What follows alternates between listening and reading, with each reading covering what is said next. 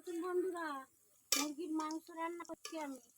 দেখুন, সর্ষের তেল দিয়ে পেঁয়াজ দিয়েছি। পেঁয়াজটা লাল লাল হয়ে যাবে, এর মধ্যে আমি মুরগির মাংস দেবো। মাংস ভাজা ভাজা হয়ে যাবে, তারপর আমি মশলা দিয়ে কষাবো। পেঁয়াজটা একটু লাল লাল হলে তারপরে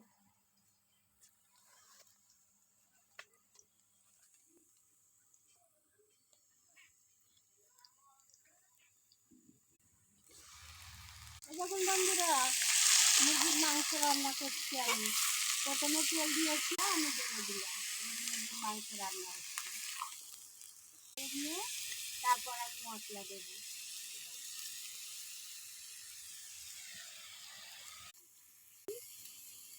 এই দেখুন বন্ধুরা, মুরগির মাংস রান্না করছি আমি। এই দেখুন, এবার আমি মশলা দেবো।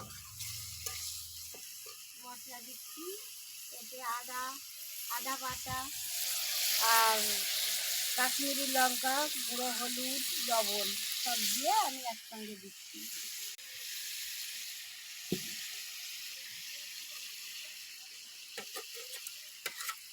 আদা বাটা, লঙ্কা বাটা, সব বাটা মশলা খাই আমরা, সব বাটা মশলা দিচ্ছি। দেখুন, বাটা মশলা রান্না হচ্ছে।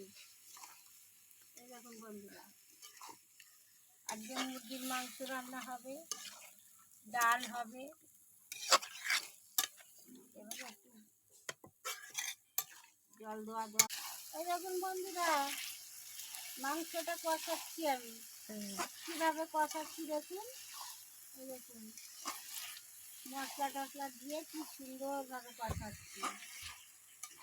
এটা ভালো করে কষিয়ে কষিয়ে একটু জল দেব, দিয়ে আমার হয়ে যাবে। গরম মশলা ছড়িয়ে দিয়ে নামিয়ে নেব। এই দেখুন কি সুন্দরভাবে কষাচ্ছি। দেখুন, তেল তেলা কি সুগন্ধ। দেখুন, মাংসটা ছেড়ে চলে যাচ্ছে। কি সুন্দর মশলা দিয়ে তরকারি করছি, মাংস রান্না করছি। আমি সব বাটা মশলা দিয়ে করি।